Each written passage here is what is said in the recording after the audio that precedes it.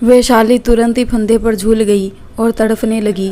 तभी शाश्वत फोन पर बातें करते हुए किसी काम से रूम में आया, पर सामने का नज़ारा देख के उसके परखच्चे उड़ गए। सामने वैशाली पंखे से लटकी फड़फड़ा रही थी। शाश्वत के हाथ से फ़ोन छूट गया। वो तुरंत वैशाली को बचाने के लिए भागा और उसको अपनी बाहों में पकड़ के उसके गले से फंदा निकाला तो वैशाली ज़ोर ज़ोर से खांसने लगी। शाश्वत ने बेड पर खड़े हुए ही वैशाली को अपने गले से लगा लिया। आज दूसरी बार उसकी आंखें नम हुई। वो बेतहाशा डरा हुआ था, इतना कि उसके मुंह से शब्द नहीं निकल रहे थे, बस निकल रहे थे तो आंसू। जो इंसान अपनी फैक्ट्री जलने पर नहीं रोया था, वो वैशाली को ऐसे देख के रो दिया था। इस समय शाश्वत का शरीर डर से कांप रहा था। अगर वो 2 मिनट भी देर से आता तो वो आगे सोचने की स्थिति भी खो चुका था। भगवान की कृपा थी जो वो रास्ते से वापस आया। ये छोटे छोटे इशारे होते हैं जिनसे भगवान हमारी मदद करते हैं। शाश्वत तो रेंट की ज़मीन देखने जा रहा था कि उसके पास फ़ोन आया कि हम रेंट पर ज़मीन नहीं दे पाएंगे। शाश्वत निराश हो गया। फिर उसको याद आया उसके कुछ पुराने बिजनेस के दोस्त हैं, एक बार उनसे बात करके देखते हैं, शायद वो कुछ मदद कर पाए। और उनके नंबर डायरी में लिखे थे। शाश्वत के फ़ोन चेंज करने की वजह से कुछ नंबर फ़ोन से चले गए थे, पर शाश्वत की बहुत पुरानी आदत थी, वो सबके ज़रूरी नंबर अपनी डायरी में नोट करके रखता था। तो शाश्वत वहीं डायरी लेने आया था। अगर वो इंसान ज़मीन देने से मना नहीं करता तो शाश्वत कभी घर वापस नहीं आता। और फिर वैशाली। शाश्वत बेसुध सा वैशाली को गले लगाए खड़ा था और वैशाली खांस रही थी कि वैशाली को फिर वो डेड बॉडी दिखाई दी। वैशाली एकदम से मचल गई। छोड़ो, मुझे जाना है, वो बुला रही है मुझे। शाश्वत झटके से अपने सेंस में आया और वैशाली को संभालते हुए बोला, ये क्या हुआ है तुमको? ये तुम क्या बोल रही हो? वैशाली और बच्चों जैसे मचल गई और शीशे की तरफ उंगली दिखा के बोलने लगी, छोड़ो मुझे, वो मुझे बुला रही है, मुझे उसके साथ जाना है। शाश्वत ने पलट के पीछे देखा तो कोई ना था। शाश्वत को बहुत दर्द महसूस हुआ अपने दिल पर। वैशाली का क्या हाल हो गया और वो उस पर ध्यान ही नहीं दे पाया। कैसा पति है वो। वैशाली बस मचले जा रही थी। शाश्वत ने उसको गले से लगा लिया और कस के उसको अपनी बाहों में कसते हुए बोला, प्लीज़ शांत हो जाओ, कोई नहीं है वहाँ, मैं हूँ तुम्हारे साथ, प्लीज़ होश में आओ, मेरी बात सुनो। ज़्यादा रोने चीखने चिल्लाने की वजह से वैशाली कमजोरी की वजह से बेहोश हो गई। शाश्वत ने फिर वैशाली को बेड पर लेटाया, पंखे से साड़ी निकाल के फेंक दी। वो नहीं चाहता था घर में और टेंशन बढ़े। साथ में उसने डॉक्टर को फ़ोन भी कर दिया। जल्दी डॉक्टर आए। उन्होंने वैशाली को चेक किया तो बोले, खाना पीना ठीक से ना खाने की वजह से कमज़ोरी आ गई है, मैं कुछ विटामिन की दवा लिख के देता हूँ, वो इनको खिलाइए। शाश्वत ने बाकी की घटना डॉक्टर को नहीं बताई थी। वैसे ही मीडिया उसके पीछे पड़ी थी। ये खबर बाहर जाती तो और हंगामा होता, पर शाश्वत को इतना विश्वास था वो वैशाली को अपने प्यार से ठीक कर देगा। उसके लिए उसको किसी डॉक्टर या दवा की ज़रूरत नहीं है। वैशाली को ठीक करने के लिए उसका प्यार ही काफ़ी है। गलती उसकी है, वो बाहर देखने के चक्कर में अपने घर को नहीं संभाल पाया। जल्दी वैशाली को होश आया।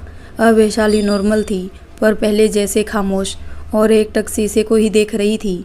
शाश्वत ने ये बात नोटिस की तो उसने वैशाली का सिर अपनी तरफ घुमा लिया और बोला, तुमको मेरे ऊपर विश्वास नहीं है, तुमने मुझे इतना नकारा समझा है।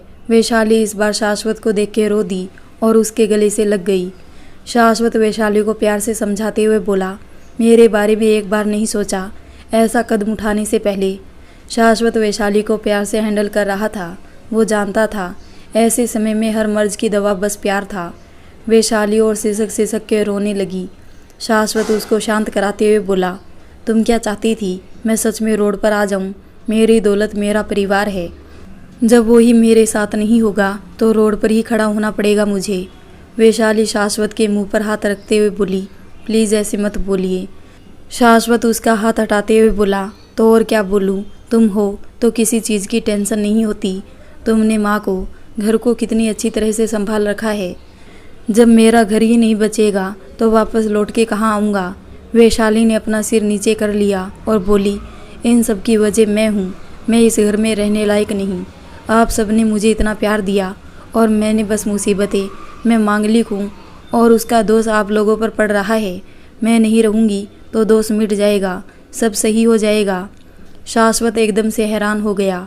वैशाली के दिमाग में मांगलिक वाली बातें कहाँ से आई। शाश्वत को बहुत बुरा लगा, गुस्सा भी आया। वैशाली हर बार अपना मांगलिक होना बीच में क्यों ले आती है। पर अभी शाश्वत गुस्सा नहीं कर सकता था, बात और बिगड़ सकती थी। शाश्वत ने प्यार से वैशाली को समझाया, तुम बेफिजूल की बातें अपने दिमाग से निकाल दो। तुम साथ हो इसलिए हिम्मत के साथ खड़ा हूँ, वरना माँ की तबीयत देख के टूट चुका होता। विश्वास रखो मेरे ऊपर, सब जल्द ठीक कर दूंगा। अभी बस बुरा समय चल रहा है, ये सोच के समय काट लो, दोबारा से जल्द अच्छे दिन आएंगे। वैशाली अपना सिर नामी हिलाते हुए बोली, कैसे आएंगे?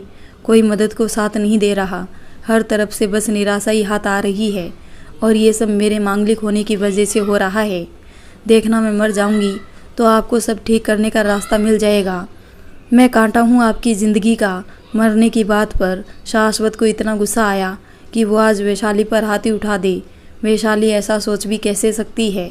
उसके प्यार की कोई कीमत नहीं। वो पागल है जो अपनी एड़ी घिस रहा है। इतनी मेहनत इसलिए कर रहा है कि उसकी बीवी ये बोले मैं मर जाती हूँ। क्या मर जाना हर मुश्किल का हल है? ऐसे तो सबको मुसीबत आने पर मर जाना चाहिए। बेकारी लोग कोशिश करते हैं। ये मुसीबतें ही तो है जो हमको जीवन में और मजबूत बनाती है। पर वैशाली पर गुस्सा करके कोई फ़ायदा नहीं था। शाश्वत अपने मन को शांत करके वैशाली से बोला, तुमको मेरे ऊपर विश्वास नहीं, इतना समझ गया मैं, पर तुमको तुम्हारे भगवान पर तो विश्वास है, अपने महाकाल पर तो विश्वास है ना। जब भी तुमको लगे तुम अपनी उम्मीद हार रही हो तो शिव चालीसा की वो लाइन याद करना, मात पिता भराता सब होई, संकट में पूछत नहीं कोई, स्वामी एक है आस तुम्हारी, आए रहू अब संकट भारी। अर्थात जब हम संकट में होते हैं तो हमको कोई नहीं पूछता, पर तुम उनको बुला रही हो और वो हमारे संकट के समय में ज़रूर आते हैं और वो किसी न किसी रूप में आके हमारी मदद ज़रूर करेंगे ना। शाश्वत वैशाली को देखते हुए बोला। वैशाली ने आंखों में आंसू भरे अपना सिर हामी हिला दिया। उसे अपने आराध्य देव शिव भगवान पर पूरा विश्वास था। उनके सहारे ही तो वो उज्जैन आई थी और देखो भगवान ने उसकी मदद की, उसको शाश्वत से मिलवाया, उसकी ज़िंदगी इतनी अच्छी की। अपने आराध्य के बारे में सोच के वैशाली को कुछ शांति मिली। उसको फिर इस बात पर भरोसा हुआ उसके आराध्य किसी न किसी रूप में आके मदद ज़रूर करेंगे, उसके संकट ज़रूर हरेंगे। वैशाली को शांत हुई तो शाश्वत को भी चैन आया, पर वो अभी भी डरा हुआ था। तभी शिव के चिल्लाने की आवाज़ आई, टीचर कहाँ हो? वैशाली अपने आंसू पोंछने लगी। शाश्वत बोला, जाओ शिव बुला रहा है। वैशाली उठ के चली गई। शाश्वत ने अपना सिर बेड से लगा लिया। एक बार फिर वो नज़ारा उसकी बंद आंखों के सामने घूम गया। शाश्वत ने डर से अपनी आंखें तुरंत खोल ली और उठ के अलमारी के पास आया और उसे जितनी भी वैशाली की साड़ी दुपट्टे थे सब निकाल के एक बैग में भरे और गार्डन में आके सब में आग लगा दी। शाश्वत गार्डन से अंदर आया तो उसको किचन से कुछ आवाज़ आई। वो किचन में देखने गया तो वैशाली रो रही थी और शिव गुस्से में उसे बोल रहा था, टीचर तुम पागल हो गई हो, तुमने इतना बड़ा झूठ मुझसे बोला। तुमने सारे एग्ज़ाम पास कर लिए, कल तुमको ट्रेनिंग के लिए रिपोर्ट करना है और तुमने बताया नहीं। इतना बड़ा मौका तुम कैसे छोड़ सकती हो? लोग सालों मेहनत करते हैं फिर भी यूपीएससी का एग्ज़ाम नहीं निकाल पाते और तुम यहाँ यूपीएससी एग्ज़ाम निकालने के साथ साथ बाकी सब भी क्लियर करके ऐसे बैठी हो जैसे हलवा पका के आई हो। वैशाली रोते हुए बोली, मैं तुम सबको छोड़ के 3 साल के लिए ट्रेनिंग के लिए नहीं जा सकती। शिव गुस्सा करते हुए बोला, टीचर तुम जाओगी और तुमको जाना ही पड़ेगा। तुम अपनी मेहनत ऐसे पानी में फेर सकती हो, मैं नहीं। जितनी मेहनत तुमने की उतनी मैंने भी की है, तुम ये एग्ज़ाम क्रॉस कर पाओ। और आज जब सब हमारे हाथ में है तो मैं तुमको हाथ पीछे नहीं खींचने दूंगा। मैं अभी भाई को सब बता दूंगा, देखता हूँ तुम कैसे नहीं जाती ट्रेनिंग पर। शिव जाने के लिए पलटा तो वैशाली उसको अपनी कसम देते हुए बोली, शिव प्लीज़, तुमको मेरी कसम, तुम उनको कुछ नहीं बताओगी। मैं नहीं जा पाऊंगी तुम सबको छोड़ के। मेरा शरीर वहाँ जाएगा, आत्मा यही तुम सबकी चिंता में अटकी रहेगी। तो ऐसे जाने का कोई मतलब नहीं है। मैं ट्रेनिंग पूरी नहीं कर पाऊंगी। प्लीज़ शिव समझो मेरी बात, इतना आसान नहीं है मेरे लिए। शिव अब शांत पड़ गया। वैशाली ज़मीन पर बैठ के फूट फूट के रोने लगी। शाश्वत शौक में किचन के बाहर खड़ा सब सुन चुका था। उसको तो इन सब की कोई खबर भी नहीं थी। उसके लिए ये किसी झटके से कम नहीं था। शाश्वत तुरंत वहाँ से हॉल में गया।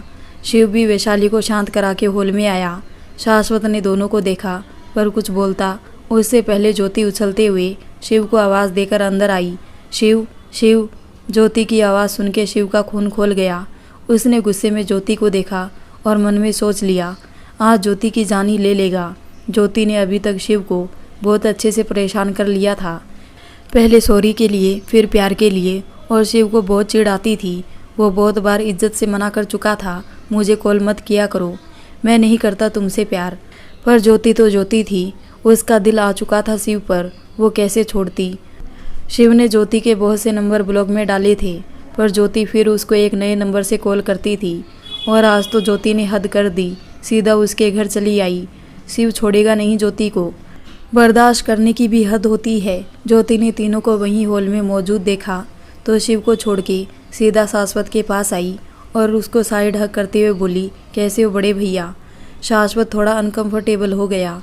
उसके लिए ये किसी सरप्राइज से कम नहीं था, वो दूसरी बार ज्योति से मिल रहा था। ज्योति फिर शाश्वत से दूर होके बोली, अब आपको जीजू बोलूं या बड़े भैया, वो बाद में डिसाइड करेंगे। अब तो मैं अपनी शादी की बात करने आई हूँ, तो बड़े भैया ही बोलूँगी। शाश्वत ज्योति को हैरानगी से देखने लगा। शाश्वत कुछ बोलता उससे पहले शिव आगे आया और गुस्से में बोला, इज्जत से निकलो मेरे घर से, वरना पुलिस बुलानी पड़ेगी। ज्योति जल्दी से शाश्वत के पीछे छुप गई और बोली, बड़े भैया प्लीज़ बचाओ मुझे इस गुस्से वाले इंसान से। शाश्वत को इस टाइम क्या करे कुछ समझ नहीं आ रहा था। उसके पास खुद की इतनी दिक्कतें थी। शाश्वत ने फिर भी आराम से ज्योति से कहा, प्लीज़ पहले तुम सामने आओ। ज्योति सामने आई और बोली, बड़े भैया प्लीज़ आप पहले मेरी बात सुन लीजिए, फिर कुछ बोलिएगा। शाश्वत गहरी सांस लेते हुए बोला, ठीक है बोलो। शिव बोला, भाई इस चुड़ैल की कोई बात सुनने की ज़रूरत नहीं है, सीधा पुलिस को कॉल करो। शाश्वत शिव को हाथ दिखा के रोकते हुए ज्योति से बोला, बोलो क्या बोलना है। ज्योति ने एक नज़र शिव को देखा, फिर मुस्कुरा दी और एक बार फिर शाश्वत को साइड हक करके बोली, सच में बड़े भैया आप बड़े स्वीट हो। शाश्वत कुछ नहीं बोला। ज्योति ने फिर एक नज़र शिव को देखा, फिर शाश्वत से बोली, बड़े भैया मुझे शिव बहुत पसंद है, बहुत टाइम से इसको प्रपोज कर रही हूँ पर ये मना कर देता है, इसलिए आज सीधा अपना रिश्ता लेकर ही आ गई। अपने मम्मी पापा को भी बुला लिया है, वो भी आते होंगे। शाश्वत थोड़ा हैरान हो गया। ज्योति आगे बोली, आपको शिव के लिए मुझसे अच्छी लड़की नहीं मिलेगी। देखो मैं कितनी स्मार्ट हूँ, एकदम आपके टाइप की। इसको अच्छे से डिब्बी में बंद करके रखूँगी, मेरे आगे तो उसका गुस्सा भी कम हो जाएगा। शाश्वत गहरी सांस लेते हुए बोला, मुझे लगता है ये तुम दोनों को आपस में डिसाइड करना चाहिए। ज्योति तपाक से बोली, अरे वही तो नहीं करता ये लड़का, मैंने ज़्यादा बोला तो सीधा बोलता है। मेरी माँ और भाई जहाँ बोलेंगे मैं वहीं शादी करूँगा, इसलिए मैं आपको पटाने आ गई। पर मेरी सासू माँ कहाँ है, वो नहीं दिख रही। वैशाली शांति से खड़ी ज्योति को देख रही थी। ज्योति फिर वैशाली के पास आई और बोली, चलना मुझे अपनी सासू माँ से मिलवा, उनको भी पटाना है, आज तो शादी पक्की करवा के ही जाऊँगी। शिव ने गुस्से में ज्योति को देखा और उसके पास आके उसको अपनी तरफ घुमा के बोला, कितनी बेशर्म हो तुम, अभी निकलो मेरे घर से। शिव ने ज्योति को पकड़ के धक्का दे दिया। ज्योति लड़खड़ा के 2 कदम आगे को हो गई, पर उसने अपने आप को संभाल लिया। लेकिन तभी ज्योति के माँ पापा अंदर आए और अपनी बेटी को ऐसे देख के उनका मुंह उतर गया। वो सभी को देखने लगे। शाश्वत को एहसास हुआ शिव ने ये गलत किया। किसी भी माँ बाप के सामने उनकी बेटी के साथ ऐसा सलूक होगा तो उनको बुरा लगना लाजमी है। शाश्वत बात को संभालने के लिए आगे आया और बोला, अंकल आंटी प्लीज़ अंदर आइए। शिव को बहुत गुस्सा आ रहा था। वो अभी ज्योति और उसकी फैमिली को भगा देना चाहता था और वो इस चीज़ के लिए आगे भी आया, पर शाश्वत ने उसको आंखें दिखा के रोक दिया। शिव अब शाश्वत के आगे क्या करता, इसलिए रुक गया और ज्योति को खा जाने वाली नज़रों से देखने लगा। शाश्वत ने फिर वैशाली को चाय नाश्ता लाने को बोला तो ज्योति के पापा बोले, बेटा चाय नाश्ता करने नहीं आए थे, थोड़ा शिव और अपनी बेटी को लेकर बात करनी थी। अगर आपकी माताजी से बात हो जाती तो अच्छा रहता। शाश्वत बोला, अंकल माँ की तबीयत ठीक नहीं है, वो अपने कमरे में आराम कर रही है, आप बोलिए, मैं बड़ा भाई हूँ शिव का। ज्योति के पापा बोले, बेटा अपनी बेटी का रिश्ता लेकर आया हूँ, बेटी की शादी की उम्र हो गई है, हम भी बूढ़े हो चुके हैं, एक ही बेटी है, सोचा समय से शादी कर दे। इसके लिए लड़का देखा, इसने मना कर दिया, बोली शिव से प्यार करती है, शादी करेगी तो उसी से, वरना किसी से नहीं करेगी। और ज़बरदस्ती की तो जान दे देगी। शाश्वत ने ज्योति की तरफ देखा तो ज्योति ने अपनी बत्ती सी चमका दी और मुस्कुराते हुए शाश्वत को आंख मारी तो शाश्वत ने अपना सिर झटक दिया। शिव अपने आप को रोक नहीं पाया और तुरंत आगे आके बोला, पर मैं प्यार नहीं करता इसे। शिव आगे बोलता, उससे पहले शाश्वत ने उसको गुस्से में आंख दिखाई। शिव ने अपना सिर नीचे कर लिया। शिव पहले ही ज्योति को धक्का देकर गलती कर चुका था। शाश्वत अब और बर्दाश्त नहीं करने वाला था, इसलिए उसने शिव को शांत करवाया था। लेकिन ज्योति की मम्मी ने शिव की बात सुनी तो थोड़ा घबरा गई और शाश्वत से बोली, बेटा मैं सब समझती हूँ, पर ज्योति बोली, जहाँ आप और आपकी माताजी बोलेंगी शिव वहीं शादी करेगा, तो एक बार मेरी बेटी के बारे में सोच के देख लीजिए। आपके जैसे अमीर तो नहीं है, पर एक खेती है हमारी, हम वो आपको दे देंगे दहेज में। हमारी बेटी बहुत जिद्दी है, इकलौती है, कहीं कुछ करना बैठे। शाश्वत दहेज के नाम पर थोड़ा शौक हो गया और बोला, आंटी ये आप कैसी बातें कर रही है। ज्योति की मम्मी बोली, बेटा ज़्यादा दहेज तो नहीं दे सकते, बस उतना ही है हमारे पास, वही जोड़ के रखा था हमने ज्योति की शादी के लिए। सोचा नहीं था वो इतने बड़े घर का लड़का पसंद करेगी। शाश्वत उनको दहेज की बात पर मना करने लगा तो ज्योति की मम्मी बोली, बेटा तो फिर क्या बात है, क्यों मेरी बेटी से शादी के लिए हम ही नहीं भर रहे। बेटा जीवन भर अपनी बेटी को हर खुशी देने की कोशिश की है, अगर उसने कोई गलत कदम उठा लिया तो हम बूढ़ा बूढ़ी भी। वो बोलते हुए रो पड़ी। शाश्वत बेचारा फिर संकट में फंस गया। बोले तो क्या बोले, शादी जैसी चीज़ पर फैसला लेना, वो भी जब शिव को ज्योति बिल्कुल पसंद नहीं। शाश्वत ने एक नज़र ज्योति को देखा तो वो मस्त मुस्कुराते हुए शाश्वत से इशारे में बोल रही थी, मम्मी बेकार ही टेंशन ले रही है, मैंने बस डराया था। आपको मुझे देख के लगता है मैं कुछ गलत कदम उठा सकती हूँ, मैं सामने वाले की बैंड बजा दूँ।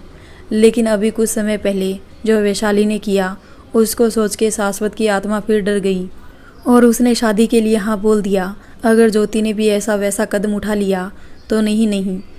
शाश्वत अब ऐसा सपने में भी किसी के लिए नहीं सोच सकता था। वो अभी तक डरा हुआ था।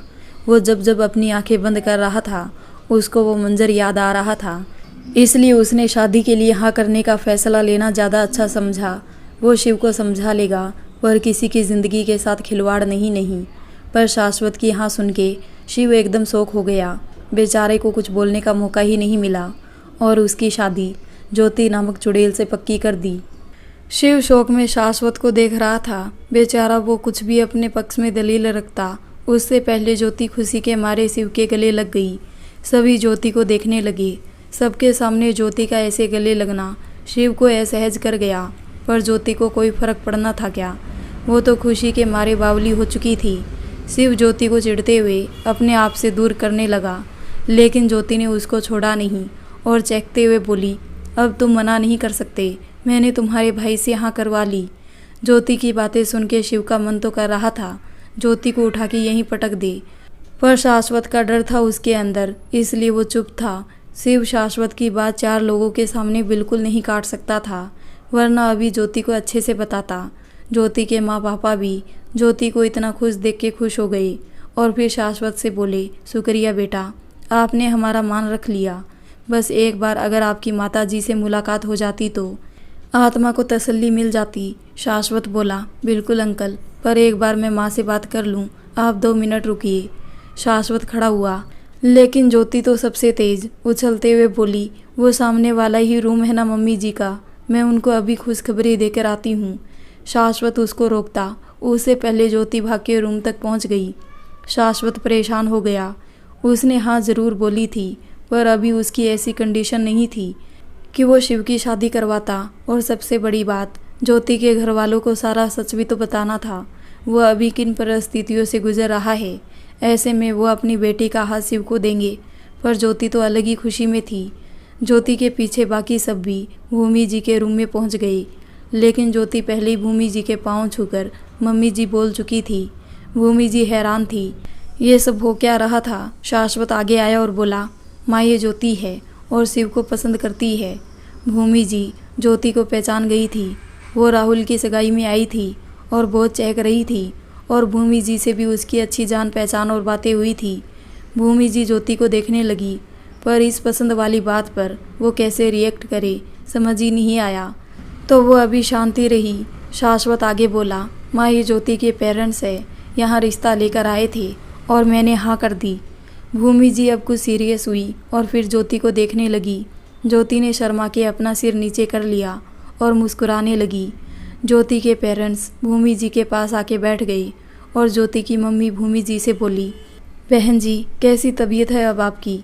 भूमि जी नॉर्मल वे में बोली, ठीक हूँ। ज्योति की मम्मी फिर थोड़ा हिचकिचाते हुए लेकिन गंभीरता से बोली, बहन जी, ज्योति ने बताया, आप सब अभी किस मुसीबत से गुजर रहे हैं? शाश्वत ज्योति की मम्मी को देखने लगा।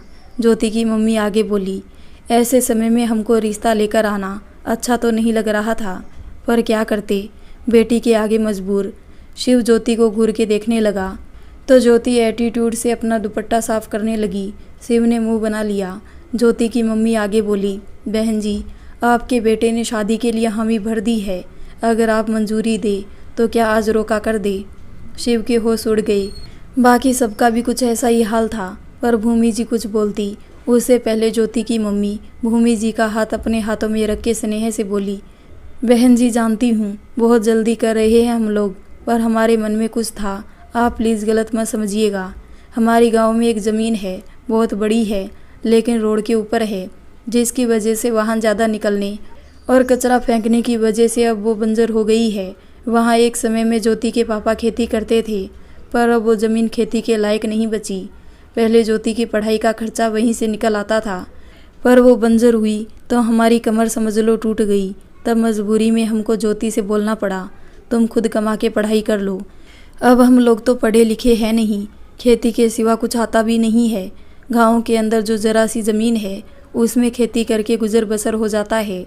वो रोड की ज़मीन का सोचा था बेच के बेटी की शादी कर देंगे, पर अभी उसका कोई अच्छा खरीदार नहीं मिल रहा। सभी एकटक ज्योति की मम्मी को देख रहे थे। ज्योति की मम्मी थोड़ा हिचकिचा के पर प्रेम और कुछ हक जताते हुए बोली, आप ये ना सोचे दहेज दे रहे हैं, पर ज्योति हमारी इकलौती बेटी है, हमारे बाद जो है उसका ही है, तो बाद में हो या पहले हो क्या फ़र्क पड़ता है। ज्योति ने बताया, आप लोग अपनी फैक्ट्री डालने के लिए ज़मीन ढूंढ रहे हैं तो हमारी उस ज़मीन पर डाल लीजिए। शहर से बस 2 घंटे का रास्ता है गांव का, ज़्यादा दिक्कत नहीं होगी और ज़मीन भी बंजर है और रोड पर है। वहाँ कोई दूसरी और ज़मीन खेती की नहीं है तो सरकार को भी कोई दिक्कत नहीं होगी। वहाँ आराम से फैक्ट्री डाल सकते हो आप लोग। भूमि जी के साथ साथ बाकी सब भी दंग रह गए थे। इस बार ज्योति के पापा बोले, बहन जी, हम लोग जो कुछ पूंजी जोड़ते हैं वो अपने बच्चे के लिए जोड़ते हैं।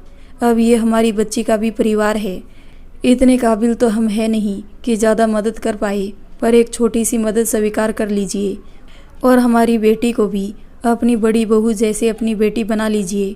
बहुत सुना है आपने कैसे अपनी बड़ी बहू को बेटी समझ के प्रेम दिया है। मेरी बेटी आपकी छाया में रहेगी तो हमें डर नहीं रहेगा किसी चीज़ का, वरना हम भी अपनी बेटी को जानते हैं, बहुत शरारती है, किसी की नहीं सुनती है। आपकी जैसी समझदार सास के रूप में माँ और इतना अच्छा परिवार मिल जाएगा तो मेरी बेटी के भाग्य खुल जाएंगे। हम बूढ़ा बूढ़ी तो आगे का जीवन चिंता मुक्त गुजार पाएंगे। भूमि जी की आंखें नम हो गई थी। वो क्या बोले उनको कुछ समझ नहीं आ रहा था, पर शाश्वत अपने आत्मसम्मान को चोट पहुंचा के ज़मीन नहीं ले सकता था, इसलिए वो मना करते हुए बोला, अंकल, आपने हमारे बारे में इतना सोचा, हम बहुत शुक्रगुजार हैं। पहले तो लग रहा था कहीं जल्दबाजी में फैसला तो नहीं ले रहा, पर अब लग रहा है कोई गलत फैसला नहीं लिया। शिव के लिए ज्योति से अच्छी लड़की मैं ढूंढ ही नहीं सकता था। ज्योति के पेरेंट्स मुस्कुरा दिए, पर शिव की आंखें बड़ी हुई जा रही थी। अरे भाई, कोई उससे तो पूछो, वो इस चुड़ैल के साथ लाइफ टाइम कैसे रहेगा? एक ही दिन में कहीं खून की नदियाँ ना बह जाए। पर शिव मजबूर अपने भाई के आगे अभी किसी दूसरे के सामने क्या बोलता, इसलिए अपना जी जला के रह गया। शाश्वत आगे बोला, आप चाहते हैं तो आज ही शिव और ज्योति का रोका करवा देंगे, लेकिन सॉरी अंकल, हमें आपसे कुछ भी नहीं चाहिए। ज्योति के पापा उठे और शाश्वत के पास आके उसके आगे हाथ जोड़ के बोले, बेटा, मेरी बेटी को इतना अच्छा परिवार मिल रहा है, सोच के ही दिल खुशी से भर गया, पर इस ज़मीन को लेने से मना मत करो, आशीर्वाद समझ के रख लो। मेरी बस एक बेटी है और एहसान नहीं कर रहा हूँ कुछ। तुम गलत नज़रिए से मत सोचो, इसमें मेरा स्वार्थ है। आज हाथ पैर चल रहे हैं, कल नहीं चलेंगे। आगे तुमको ही हम दोनों बूढ़ा बूढ़ी को देखना पड़ेगा। परिवार अच्छा होगा तो बेटी ससुराल के साथ साथ हमारा भी ख्याल रख पाएगी। जैसे उस समय हम तुम्हारे ऊपर आश्रित हो जाएंगे तो क्या मना करेंगे, बेटा हमारी दवाई में पैसे मत लगाओ। वैसे आज तुम मना मत करो, यह संसार एक दूसरे से चलता है। आज हम तुम्हारा कंधा बन रहे हैं, कल तुम हमारे बुढ़ापे की लाठी बनोगे। ससुराल अच्छा नहीं हुआ तो मेरी बेटी घुटी रह जाएगी, पर बुढ़ापे में हमारा सहारा नहीं बन पाएगी। ज्योति के मुँह से बहुत तारीफ सुनी है तुम सबकी, आज देख भी लिया कितने स्वाभिमानी हो तुम। पर एक पिता की हैसियत से दे रहा हूँ वो ज़मीन, फिर मेरी बेटी का ससुराल फलेगा फूलेगा तो मेरी बेटी भी खुश रहेगी। मैं ये सब अपनी बेटी की खुशी और उसके उज्जवल भविष्य के लिए कर रहा हूँ। एक बेटी देकर 2 बेटे पा रहा हूँ, कृपया करके मना ना करो। बस इतनी सी बात मान लो। शाश्वत का दिल भर आया, वो क्या बोलता। उसने भूमि जी की तरफ देखा तो भूमि जी भी आंखों में आंसू लिए बैठी थी। उनको खुद समझ नहीं आ रहा था क्या जवाब दे। वो खुद दहेज के खिलाफ थी। सब सुन से खड़े थे कि ज्योति मुंह बना के बोली, बड़े भैया मुझे अपना नहीं समझते क्या? आप क्या चाहते हो, लाइफ टाइम मैं किसी दूसरे की कंपनी में जॉब करती रहूं? आप मेरे लिए खुद की फैक्ट्री नहीं खड़ी कर सकते जहां मैं मालकिन जैसे काम कर सकूं? मैं सब समझ रही हूँ, यह आपकी साजिश है। आपने पहले भी मुझे अपनी फैक्ट्री में जॉब देने से मना कर दिया था। आज फिर मैं कहीं आपकी फैक्ट्री में घुस ना जाऊँ इसलिए मना कर रहे हो, पर मैं इतनी आसानी से आपका पीछा छोड़ने वाली नहीं हूँ। फैक्ट्री में तो मैं घुस के ही रहूँगी और आपके साथ काम भी करूँगी। देखती हूँ कैसे रोकते हो आप मुझे। अब तो मेरा पूरा हक है, इस घर की छोटी बहू बनने वाली हूँ। हक है ना बड़े भैया? ज्योति की बात सुन के शाश्वत मुस्कुरा दिया तो ज्योति उछल के उसके पास आई और उसके हाथ में हाथ डालते हुए बोली, तो फिर आज से ही उस ज़मीन पर काम शुरू करवा देते हैं। मुझे मालकिन बनने का बड़ा शौक़ है। आपके बगल में अपनी कुर्सी डालूंगी। हाय कितना अच्छा लगेगा ना। शिव ज्योति को घूर के देख रहा था तो ज्योति एक नज़र उस पर डालते हुए बोली, बड़े भैया अपने इस गुस्से वाले भाई को भी थोड़ी सी जगह दे देना। इसके लिए भी हम लोग अपने कैबिन के बगल में छोटा सा कैबिन बनवा के दे देंगे। अब होने वाला पति है मेरा, इतना तो झेलना पड़ेगा, वरना जितना गुस्सा आता है इसे उस हिसाब से तो इसको मैं आपकी फैक्ट्री में कभी काम ना करने दूं। वैसे आपने भी इसको इसलिए जॉब पर नहीं रखा था ना? बिल्कुल सही किया था। हम दोनों मिलके काम करेंगे, इसको भगा देंगे। सभी ज्योति की बात सुन के मुस्कुरा रहे थे, पर शिव गुस्से में ज्योति को मारने के लिए बढ़ते हुए बोला, रुको तुम अभी बताता हूँ कितना गुस्सा आता है मुझे और कैसे भगाते हैं सामने वाले को। ज्योति की आंखें बड़ी हो गई। वो तुरंत शाश्वत का हाथ छोड़ के बाहर की तरफ भागी और चिल्लाने लगी, अरे तुम्हारी होने वाली पत्नी हूँ, मुझे मारोगे तो पाप लगेगा। शिव भी उसको पकड़ने की कोशिश करते हुए बोला, मैं गंगा नहा लूँगा पर आज छोड़ूंगा नहीं तुमको। दोनों एक दूसरे से लड़ रहे थे और बाकी सब मुस्कुरा रहे थे। एक बार फिर इतने समय के बाद घर में हंसने खिलखिलाने की आवाज़ गूंज रही थी और सबके फेस पर मुस्कुराहट थी। जल्दी शिव और ज्योति का रोका कर दिया गया। शिव बहुत उदास था, पर वो शाश्वत की वजह से रोका कर रहा था। पर उसने सोच लिया था वो कुछ भी करके रोका तोड़ देगा। वो ज्योति के साथ अपनी लाइफ गुजारने का सोच भी नहीं सकता। ज्योति के परिवार वाले शाश्वत और भूमि जी को इमोशनल करके फंसा सकते हैं, पर उसे नहीं। जल्दी रोका हुआ और ज्योति के पेरेंट्स जाने लगे। शाश्वत के कहने पर शिव को मजबूरी में उनको बाहर तक छोड़ने जाना पड़ा।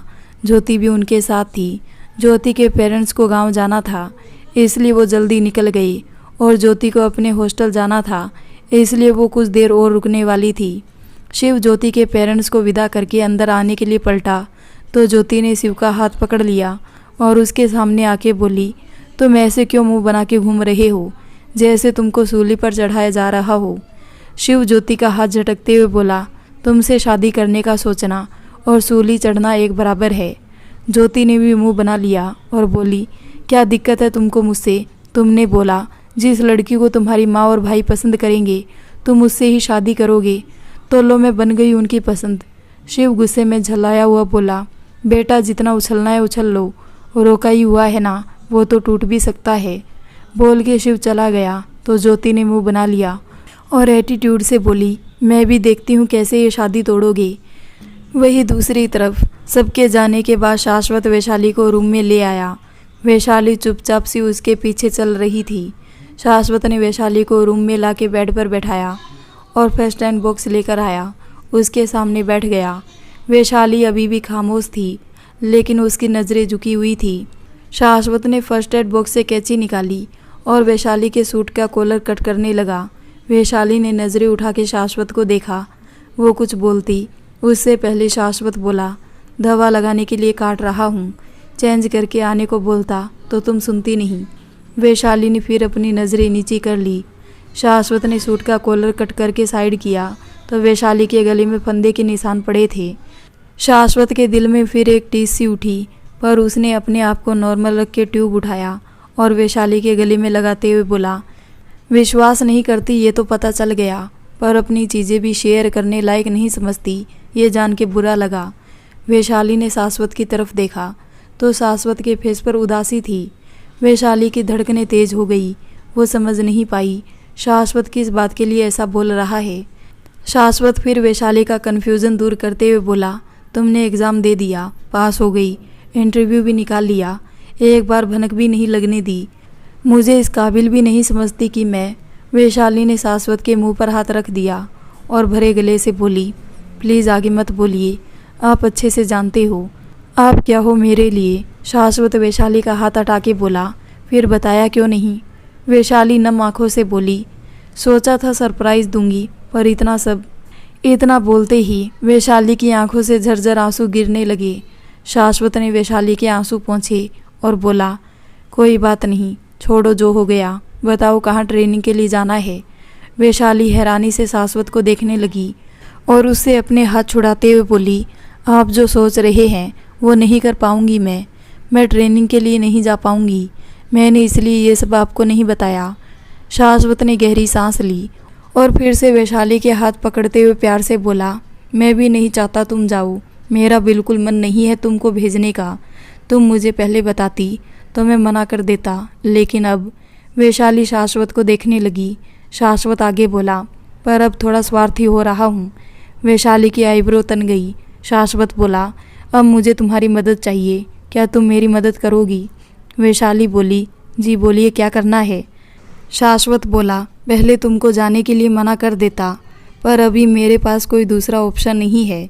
मैंने ज्योति के पापा को ज़मीन के लिए हाँ तो बोल दिया, पर मैं अपना आत्मसम्मान नहीं खो सकता। मुझे मेरा आत्मसम्मान बहुत प्यारा है।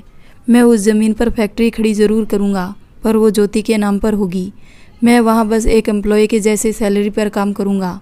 बाकी मुझे अपनी खुद की फैक्ट्री फिर से खड़ी करनी है और उसमें मुझे तुम्हारी मदद चाहिए।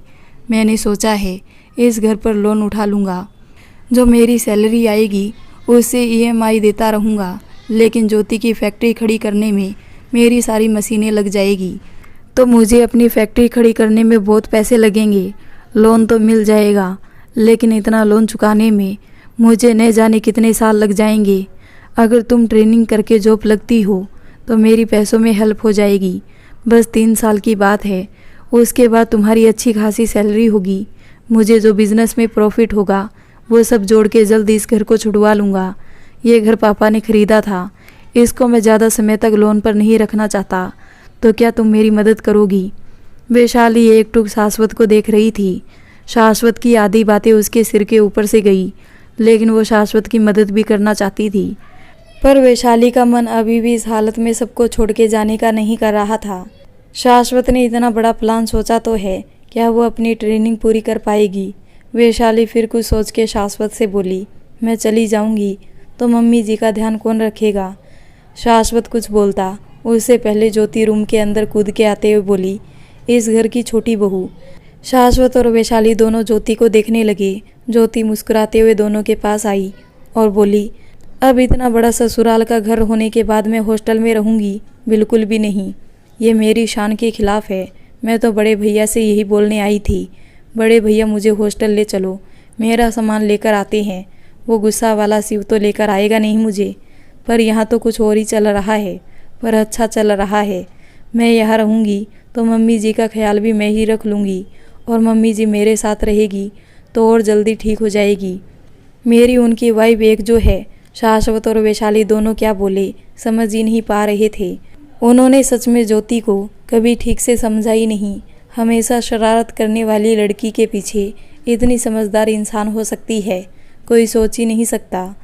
ज्योति तो भगवान का दूत बन के आई थी शाश्वत के लिए, जिसकी मदद से सारी प्रॉब्लम सॉल्व हो गई उसकी। ज्योति दोनों को खुद को देखते देख के बोली, ओ भाई साहब, आप दोनों मुझे घर से बाहर निकालने का तो नहीं सोच रहे। मैं बता रही हूँ, मैं अब इस घर में ही रहूँगी। रोका हुआ है, इतना हक तो है मेरा। शाश्वत ने अपना सिरनामी हिलाया और बोला, हाँ तुम्हारा हक है। ज्योति बोली, वेरी गुड, अब चलो जल्दी से जाओ, आप टिकट बुक करो, मैं वैशाली की पैकिंग कर देती हूँ। शाश्वत ने अपना सिर हामी हिलाया और चला गया। वैशाली उसको रोकना चाहती थी, लेकिन ज्योति पहले उसके पास आ गई और बोली, यार तू तो बड़ी छुपा रुस्तम निकली। वैशाली सीरियस फेस के साथ बोली, ज्योति मैं तुमसे थोड़ी देर में बात करती हूँ। बोलते हुए उठ के वैशाली जाने लगी तो ज्योति ने उसका हाथ पकड़ लिया और बोली, बड़े भैया को टिकट करने से रोकने जा रही हो। वैशाली ज्योति को देखने लगी। ज्योति खड़ी हुई और वैशाली के पास आके उसको समझाते हुए बोली, हम सब चाहते हैं तो ऑफिसर बन जाए। मुझे अभी पता चला, कितनी खुश हूँ बता नहीं सकती। तू जाएगी तो हम सबको अच्छा लगेगा। बाकी मैं हूँ यहाँ सबका ध्यान रखने के लिए। जितना तुम सब मुझे नालायक समझते हो, उतनी भी नालायक नहीं हूँ। वैशाली हल्का सा मुस्कुरा के बोली, तुम बहुत अच्छी हो सच में। तुमने मेरी हमेशा मदद की है। जब जब मैं परेशानी में फंसी हूँ तुम मेरी मदद के लिए आई हो। आज भी तुमने जो किया उसका शुक्रिया मैं अदा नहीं कर सकती। पर ज्योति बोली, पर क्या? जब इतना विश्वास दिखा रही हो तो थोड़ा और सही। मुझे पता है बड़े भैया के फेस पर अभी टिकट के नाम पर कितनी प्यारी मुस्कान आ गई थी। तो उनका फेस देख नहीं पाई, वरना समझ जाती। मत तोड़ना उनका दिल, चली जाओ। अगर मैं सब संभाल ना पाऊँ तो पहली ट्रेन पकड़ के वापस आ जाना। वैशाली ज्योति को प्यार से देख रही थी। कितनी अच्छी दोस्त के रूप में बहन मिली उसे।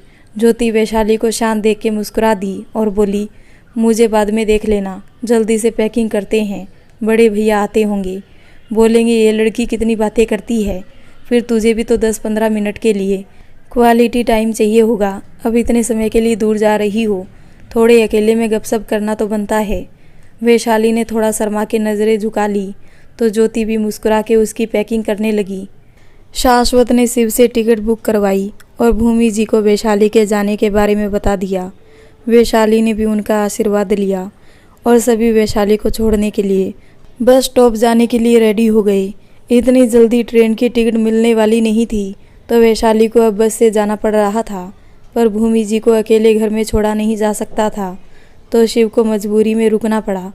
वैशाली को छोड़ने के लिए ज्योति और शाश्वत बस स्टॉप के लिए निकल गए थे। जल्दी वो बस स्टॉप पहुँचे तो बस कुछ ही देर में निकलने वाली थी।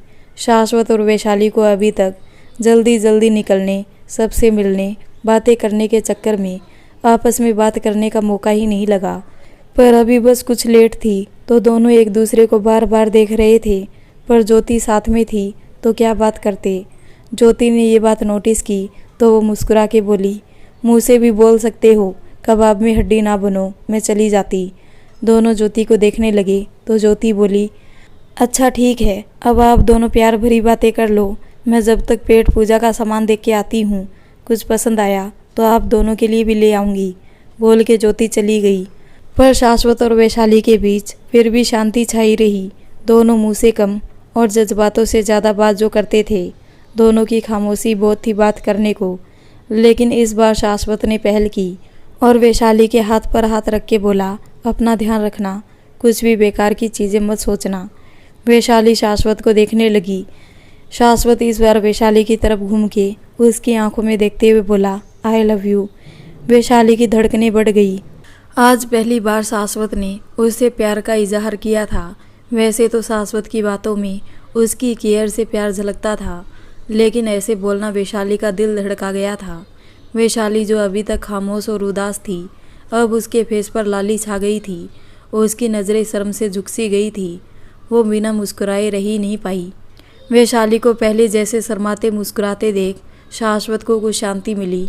वैसे तो वो इन शब्दों पर विश्वास नहीं रखता। दिन रात आई लव यू की माला जपते रहो, पर दिल में सच्चा प्रेम ना हो तो ये शब्द बस नॉर्मल शब्द जैसे ही होते हैं। पर उसके दिल में वैशाली के लिए बहुत प्रेम था और आज उसने एक खास मकसद से इन शब्दों का इस्तेमाल किया था। वजह वही पुरानी थी, वैशाली का ध्यान भटकाना। वैशाली अब शाश्वत के बोले प्यार भरे आई लव यू को सोचती रहेगी और उसके दिमाग में बेकार की चीज़ें नहीं आएगी। शाश्वत वैशाली को भेज ज़रूर रहा था, पर उसके अंदर डर बहुत ज़्यादा था। वहाँ वैशाली अकेली रहेगी, वैशाली ने फिर कोई ऐसा वैसा कदम उठा लिया तो। इसलिए शाश्वत वैशाली के दिल और दिमाग को अपने प्यार से भर देना चाहता था, ताकि वैशाली सोचे तो बस उसके प्यार के बारे में। वैशाली शर्मा रही थी कि शाश्वत उसकी उंगलियों में उंगलियां फंसाते हुए बोला, क्या तुम मेरी गर्लफ्रेंड बनोगी? वैशाली ने सिर घुमा के शाश्वत की तरफ देखा तो शाश्वत नीचे देखते हुए आगे बोला, सुना है बीबियाँ दूर जाने पर इतना कॉल नहीं करती, पर गर्लफ्रेंड हर एक मिनट खबर लेती भी है और देती भी है। वैशाली की मुस्कान और बड़ी हो गई, उसको बड़ी शर्म आ रही थी। उसने फिर अपना सिर नीचे कर लिया और बस बोल दिया। शाश्वत भी मुस्कुरा दिया, फिर दोनों हाथों से वैशाली के हाथ पकड़ते हुए बोला, ये 3 साल हम एक न्यू लाइफ का एक्सपीरियंस करने वाले हैं। कभी तुम मुझसे मिलने आओगी, कभी मैं। जब तुम्हारी क्लास पूरी हो जाएगी तब हम पूरा टाइम फ़ोन पर बातें करेंगे। मैंने कभी सोचा नहीं था ये गर्लफ्रेंड बॉयफ्रेंड वाली लाइफ भी जीऊँगा, पर मैं बहुत एक्साइटेड हूँ। वैशाली का शर्म से सिर झुका हुआ था, वो बस शाश्वत की हर बात पर मुस्कुरा के सिर हिला रही थी कि बस वाले ने आवाज़ लगाना शुरू किया। वैशाली ने सिर घुमा के बस की तरफ देखा तो शाश्वत ने उसके गाल पर किस कर लिया। वैशाली की आंखें बड़ी बड़ी हो गई। उसने हैरानी और शर्म दोनों के मिले जुले भाव के साथ शाश्वत को देखा तो शाश्वत मुस्कुरा के बोला, खाना खाना भूल जाना, पर फ़ोन को चार्ज करना मत भूलना। मेरी एक कॉल एक बेल पर पिक होनी चाहिए, समझी? वैशाली अब हैरानी से शाश्वत को देखने लगी। शाश्वत वैशाली का हाथ पकड़ के खड़ा करते हुए बोला, घूरो मत, अभी हस्बैंड नहीं हूँ, बॉयफ्रेंड हूँ, और बॉयफ्रेंड ऐसे ही होते हैं। वैशाली फिर मुस्कुरा दी। शाश्वत ने वैशाली को हक कर लिया और उसको समझाते हुए बोला, अच्छे से ट्रेनिंग पूरी करना, मुझे तुम्हारी मदद की बहुत ज़रूरत है, तुम समझ रही हो ना? वैशाली ने भी अपने हाथ शाश्वत की पीठ पर रखते हुए बस कर दिया। शाश्वत फिर वैशाली से दूर हुआ और बोला, अच्छा अब जाओ, अपना ध्यान रखना और मेरी बात उससे ज़्यादा ध्यान रखना। एक बेल पर कॉल पिक होनी चाहिए। वैशाली ने मुस्कुरा के सिर हिला दिया, फिर बाय करते हुए चली गई। जैसे जैसे वैशाली दूर जा रही थी, शाश्वत को दिल में अजीब सा महसूस हो रहा था, जिसकी वजह से उसकी आंखों में एक बार फिर हल्की नमी आ गई। वैशाली बस में बैठी तो बस आगे बढ़ गई। वैशाली ने विंडो के गिलास से शाश्वत को बाय किया। शाश्वत उसको देख के और परेशान हो गया। शाश्वत की आंखों में बस नमी थी, पर वैशाली सिसकियां भर के रो रही थी। पर वैशाली का जाना ज़रूरी था, बस भी आंखों के सामने से ओझल हो गई थी। शाश्वत ने तुरंत अपना फ़ोन निकाला और वैशाली को कॉल लगा दिया। वैशाली ने कॉल पिक किया तो उसकी सिसकियां भरने की आवाज़ आ रही थी। शाश्वत बोला, रो क्यों रही हो? वैशाली रूंधी आवाज़ में बोली, आपसे दूर जाना अच्छा नहीं लग रहा। शाश्वत क्या बोलता, उसको भी तो अच्छा नहीं लग रहा था। दोनों की शादी को साल भर होने पर आ गया था, पर दोनों आज पहली बार इतने समय के लिए दूर हो रहे थे। अच्छा ना लगना स्वाभाविक था। शाश्वत शांत खड़ा था कि ज्योति हाथ में चिप्स के पैकेट लेकर आई, लेकिन बस और वैशाली को गायब देख के उसका मुंह बन गया। उसने एक हाथ से शाश्वत के हाथ से फ़ोन लिया और वैशाली पर चिल्लाते हुए बोली, दुष्ट, मुझसे मिले बिना ही चली गई। प्यार भरी बातें करने को छोड़ के गई थी, तुम तो गायब ही हो गई। सही है, बड़े भैया के आगे मेरी क्या वैल्यू? वैशाली हल्का सा मुस्कुरा दी और अपने आंसू पोंछते हुए बोली, तुम्हारा इंतज़ार किया, पर तुम खाने में इतनी बिजी थी कि तुमको मेरा ख्याल ही नहीं आया। ज्योति बोली, ओ मैडम, तुम अब मेरे ऊपर टोपी मत पहनाओ, बेटा आओ तब बताऊंगी। बोल के ज्योति ने शाश्वत को फ़ोन दे दिया और बोली, अब आप ही बात करो अपनी बीबी से, अब मैं गुस्सा हूँ। शाश्वत मुस्कुरा दिया और वैशाली से धीरे से बोला, और रोना मत, घर पहुँच के कॉल करता हूँ। वैशाली ने भी बोल के कॉल कट कर दिया। शाश्वत ज्योति को लेकर उसके हॉस्टल गया। एक बार शाश्वत ने ज्योति को बोला भी, वो सब संभाल लेगा, उसको ज़रूरत नहीं है उसके साथ में घर पर रहने की, पर ज्योति ने आप मुझे अपना नहीं समझते बोल के उसको शांत करवा दिया। शाश्वत समझता था ज्योति ने ये सब वैशाली चिंता मुक्त होकर जा सके इसलिए किया। वो भी ज्योति का बहुत शुक्रगुजार था, इसलिए वो कुछ भी बोल के ज्योति की फीलिंग्स हर्ट नहीं करना चाहता था। शाश्वत बाहर खड़ा था और ज्योति अपना सामान लेकर आ गई। शाश्वत तब से वैशाली को बार बार कॉल ट्राई कर रहा था। शायद नेटवर्क की वजह से कॉल नहीं लग रहा था, लेकिन शाश्वत कुछ बेचैन हो गया था। उसके मन में वो डर बस चुका था। ज्योति ने शाश्वत को परेशान देख के बोली, क्या हुआ बड़े भैया? शाश्वत ने तुरंत अपना फ़ोन रख लिया और बोला, कुछ नहीं, चलो। ज्योति समझ तो गई थी, पर कुछ बोली नहीं। दोनों आधे रास्ते आ चुके थे कि शाश्वत ने ड्राइव करते हुए एक बार फिर कॉल ट्राई किया, पर इस बार भी कॉल नहीं लगी। तो ज्योति रास्ते में लगे चाय के ठेले को देख के बोली, बड़े भैया प्लीज़ गाड़ी रोको ना। शाश्वत ने गाड़ी रोकी और बोला, क्या हुआ? ज्योति बोली, आपको वो ठेले वाला दिख रहा है, वो एकदम मस्त रेत वाली चाय बना के देता है, चलिए आपको आज टेस्ट करवाती हूँ। शाश्वत मना करते हुए बोला, अभी नहीं, फिर कभी, अभी बहुत रात हो गई है। ज्योति बोली, अरे कितना टाइम लगेगा, चलिए ना। ज्योति के ज़्यादा बोलने पर शाश्वत ने ओके बोल दिया और दोनों ठेले के पास आ गए। ज्योति ने 2 कुल्हड़ चाय बोली और शाश्वत से बोली, चलिए थोड़ा टाइम लगेगा, हम लोग जब तक बैठते हैं। दोनों थोड़ी ही दूर पर पड़ी बेंच पर बैठ गए, पर शाश्वत बार बार अपना फ़ोन ऑन करके देख रहा था। शायद मैसेज आई कि अब वैशाली का नंबर अवेलेबल है, तो वो कॉल करके एक बार बस उसकी आवाज़ ही सुन ले, वो ठीक तो है, कहीं अभी तक रो तो नहीं रही। पर ज्योति शाश्वत को देख के मुस्कुराते हुए बोली, बड़े भैया आप कुछ घंटे वैशाली के बिना नहीं रह पा रहे हैं, ये 3 साल कैसे निकलेंगे? शाश्वत ने हड़बड़ा के अपना फ़ोन अपनी पॉकेट में डाल लिया और बोला, ऐसा कुछ नहीं है, वो मैं बस टाइम देख रहा था। ज्योति हंसते हुए बोली, बड़े भैया आप भी कम नहीं शर्माते हो, अरे आपकी ही वाइफ है, खुल के बोल सकते हो, याद आ रही है। शाश्वत ने ज्योति की तरफ देखा पर कुछ बोला नहीं। तब तक एक लड़का दोनों के लिए चाय लेकर आ गया। शाश्वत ने चाय पकड़ी तो उसके फेस पर मुस्कान तैर गई। उसको चाय के साथ वैशाली के साथ जिए कुछ यादगार लम्हे दिमाग में घूम गए। वैशाली को भी अदरक वाली चाय कितनी पसंद है। उसको आधी रात में नींद से उठा के भी बोलो चलो चाय पीते हैं, तो वो खुशी खुशी रेडी हो जाती है। शाश्वत चाय को देखते हुए मुस्कुरा रहा था तो ज्योति बोली, बड़े भैया बेचारी चाय रोने लगेगी, ऐसे ना मुझे तुम घूरो बोलते हुए, चाय पीने के लिए है, घूरने के लिए नहीं। शाश्वत एक बार फिर झेप गया और शांति से अपनी चाय पीने लगा। ज्योति फिर कुछ देर की शांति के बाद बोली, बड़े भैया आपसे कुछ बोलूं? शाश्वत ने बस बोल दिया। ज्योति सीरियस टोन में बोली, आपने मुझे दिल से एक्सेप्ट नहीं किया क्या? शाश्वत ने ज्योति की तरफ देखा तो वो कुछ सीरियस लग रही थी। शाश्वत भी गंभीरता से बोला, ऐसे क्यों बोल रही हो? ज्योति की आंखें नम हो गई और वो बोली, आज आपकी बातें सुनी, आप वैशाली से बोल रहे थे आप उस ज़मीन पर फैक्ट्री तो खड़ी करोगे, पर एक एम्प्लॉय के तौर पर। शाश्वत को अभी समझ नहीं आया वो क्या बोले, इसलिए उसने शांति से ज्योति के मन की बात सुनना ज़्यादा अच्छा समझा। ज्योति आगे बोली, मेरा इरादा आपकी आत्मसम्मान को ठेस पहुंचाना नहीं है। मैं सच में शिव से प्यार करती हूँ, मैं भी जॉब करती हूँ, तो मार्केट में क्या चल रहा है अच्छे से जानती हूँ। मैं आपकी मदद करना चाहती थी, मैं ऐसे ही वो ज़मीन आपको देना चाहती थी। शिव के साथ साथ आप सबको अपना दिल से माना है।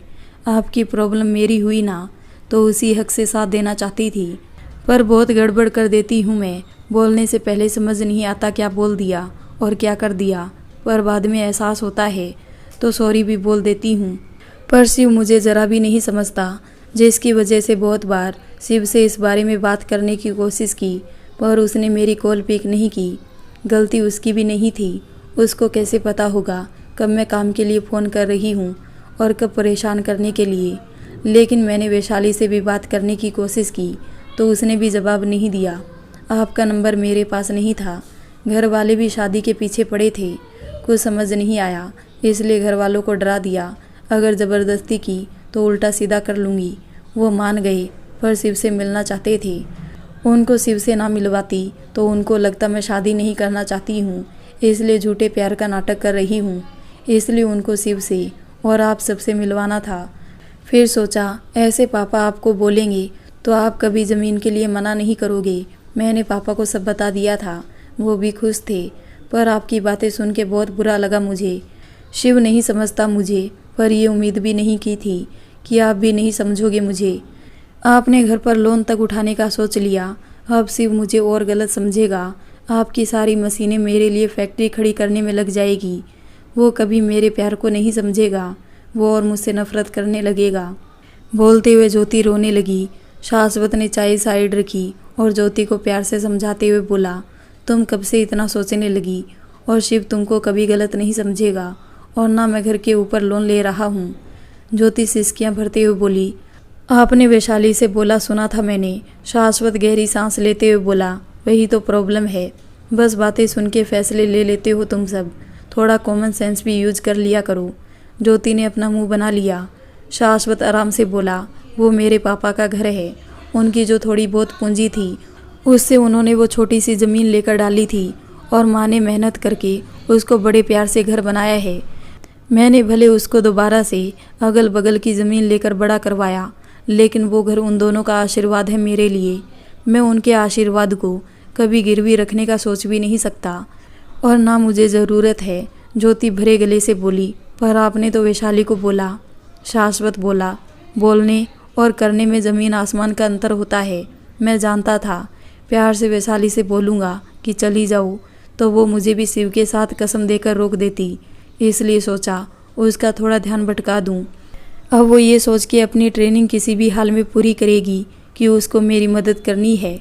ज्योति बोली, तो आपने वो सैलरी और एम्प्लॉय वाली बात भी तो ऐसी बोली थी। शाश्वत सीरियस टोन में बोला, नहीं। ज्योति ने कुछ बोलने के लिए मुंह खोला, पर शाश्वत उसको रोकते हुए बोला, ज्योति प्लीज़ मुझे समझने की कोशिश करो, मैं तुमको हर्ट नहीं करना चाहता। तुमने बस अभी अपनी ज़मीन देकर बता नहीं सकता कितनी हेल्प की है मेरी, इससे ज़्यादा हेल्प नहीं ले पाऊँगा तुम्हारी। बस उस ज़मीन से बस कुछ ही समय में सब कुछ पहले जैसा कर दूँगा। ज्योति भरे गले से बोली, आप मुझे गोली दे रहे हो। शाश्वत गहरी सांस छोड़ते हुए बोला, तुम अभी कुछ समय से जॉब कर रही हो, मैं बचपन से बिजनेस कर रहा हूँ, मार्केट में कैसे अपने पैर जमा के रखने हैं अच्छे से जानता हूँ। तुमने जो ज़मीन दी है उसको मुझे रेंट नहीं देना पड़ेगा, मेरा उसका पैसा बचेगा, वही पैसा उठा के मैं मशीनों में लगा दूंगा। 1 से 1.5 हफ्ते के अंदर दोबारा से काम शुरू हो जाएगा। मेरे पास ऑर्डर पहले से थे, जब उनको माल डिलीवर होगा तो वो अपने आगे ऑर्डर हमको ही देंगे। साथ में जो ऑर्डर बीच में रुके हैं उनकी अगर मैं समय से पहले डिलीवरी करने का वादा करूंगा तो वो रुके हुए ऑर्डर भी क्लियर कर देंगे। साथ में जो मेरे सारे वर्कर्स थे वो सब बस मेरे एक बार बोलने पर उस फैक्ट्री में दोबारा से काम करने आएंगे, क्योंकि वो विश्वास करते हैं मुझ पर। मैंने उनको मुनाफे के साथ जॉब से निकाला था, वही विश्वास उनको दोबारा लेकर आएगा और वो दुगनी मेहनत से काम करेंगे। हाँ, कुछ समय दिन रात काम करना पड़ेगा, पर सब ठीक हो जाएगा। और ऐसे ही मैं आराम से अपनी फैक्ट्री फिर से ठीक करवा के धीरे से उसको फिर से शुरू कर दूंगा। अब मेरी फैक्ट्री के 2 ब्रांच हो जाएंगे, और मुझे लोन लेने की ज़रूरत भी पड़ी तो मैं अपनी पुरानी फैक्ट्री के ऊपर उठा लूँगा, और जो मेरी सैलरी होगी उससे EMI आराम से चल जाएगी। साथ में मैं अपनी फैक्ट्री दोबारा शुरू करूँगा तो उससे जो मुनाफा होगा सीधा उठा के लोन चुका दूँगा। सब आराम से हो जाएगा, कोई टेंशन की बात नहीं है, और ये सब तुम्हारी समय पर हेल्प करने की वजह से हो रहा है। ज्योति रोते हुए मुस्कुरा दी और बोली, बड़े भैया आप तो बड़े स्मार्ट हो, मुझे भी ऐसे बिजनेस करना सीखना है। शाश्वत मुस्कुरा दिया और बोला, ओके अब चाय पी लो, ठंडी हो गई है। ज्योति ने अपने आंसू पोंछे और चाय का एक घूंट पी के बोली, काश शिव भी स्मार्ट होता और मुझे समझ पाता। शाश्वत ने ज्योति की तरफ देखा और बोला, एक एडवाइस दूं? ज्योति बोली, हाँ दे ही डालो, शायद मेरा कुछ भला हो जाए। शाश्वत मुस्कुरा के बोला, शांति से सारे काम करो, सब ठीक हो जाएगा। ज्योति समझी नहीं और शाश्वत को देखते हुए बोली, मतलब? शाश्वत खड़ा हुआ और बोला, मतलब ही तो तुमको सोचना है कि तुम कैसे शांति से अपने आसपास के काम कर सकती हो। ज्योति सोचने लगी तो शाश्वत बोला, आराम से सोच लेना, अभी चलो, अब सच में बहुत देर हो गई। शाश्वत ज्योति के साथ घर आया और कुछ देर भूमि जी के पास बैठ के अपने रूम में आ गया तो इस बार वैशाली का ही कॉल आ गया और वो रूंधे गले से बोली, आपको कब से कॉल करने की कोशिश कर रही हूँ, कहाँ थे आप? आपका नंबर लग नहीं रहा था। वैशाली ने ये सब एक सांस में बोल दिया था, जैसे शाश्वत उसको दोबारा बोलने का मौका नहीं देगा। शाश्वत मुस्कुरा दिया, उसने एक बेल पर ही कॉल पिक कर ली थी। उसने भी वैशाली को ही कॉल करने के लिए फ़ोन उठाया था। तब तक वैशाली का ही कॉल आ गया था। वैशाली का कॉल देख के ही उसके फेस पर मुस्कान आ गई थी। वैशाली की आवाज़ सुन के तो उसके दिल में एक अलग सी शांति ने जगह बना ली थी। हाँ, वैशाली को दूर हुए बस कुछ ही घंटे हुए थे, लेकिन जब हमें पता होता है अब हम सामने वाले से मिल नहीं पाएंगे, उससे इतनी बातें नहीं कर पाएंगे, तो दिल में बेचैनी होने लगती है, उसकी याद हर पल सताने लगती है। वही हाल इस समय शाश्वत का था। शाश्वत अपने दिल को संभाल के मुस्कुराते हुए बोला, मैडम आप नेटवर्क एरिया से बाहर है, एक बार अपना मैसेज बॉक्स चेक करिए, पता चलेगा कितने मिस कॉल पड़े हैं। वैशाली ने तुरंत अपना मैसेज बॉक्स चेक किया तो उसमें 50 से ज़्यादा मिस कॉल लगे थे। वैशाली ने फ़ोन अपने सिर पर मार लिया और प्यार से बोली, आप घर पहुंच गए? शाश्वत बोला, हाँ जी पहुंच गया। तुम कहाँ तक पहुंची? अपना लाइव लोकेशन भेजो। वैशाली ने तुरंत अपना लोकेशन सेंड कर दिया। ऐसे ही बातें करते वो रात गुजर गई। वैशाली भी दूसरे दिन अपनी ट्रेनिंग की जगह पहुंच गई थी। हालांकि उसको सबकी बड़ी याद आ रही थी, पर उसको ये किसी भी हालत में करना था। 2 दिन बाद वैशाली अब नए माहौल में कुछ सेट होने की कोशिश कर रही थी, लेकिन आज वो बहुत परेशान थी। वजह बहुत खास थी। आज उसकी पहली शादी की सालगिरह थी, पर बेचारी शाश्वत से दूर थी और मिलने का दूर दूर तक कोई चांस नहीं था। ऊपर से उसको ये भी लग रहा था पता नहीं शाश्वत को याद भी होगा या नहीं। फिर भी वैशाली ने सुबह सुबह ही शाश्वत को कॉल लगा दिया। शाश्वत ने कॉल पिक की और नॉर्मली जैसे रोज़ वो बात करता था वैसे ही बात की। वैशाली थोड़ा उदास हो गई। उसने भी एनिवर्सरी को लेकर कोई बात नहीं छेड़ी। उसको लगा शाश्वत इस समय इतना बिजी रहता है, क्यों उसे याद दिला के दुखी करना। फिर वैशाली के जाने का भी टाइम हो रहा था, तो वो भी उदास मन से बाय करके शाम को कॉल करती हूँ बोल के कॉल कट करके अपनी ट्रेनिंग के लिए चली गई। ऐसे ही पूरा दिन निकल गया। शाम को वैशाली अपने रूम में बैठी अपनी बुक के पन्ने पलट रही थी कि शाश्वत का फ़ोन आया।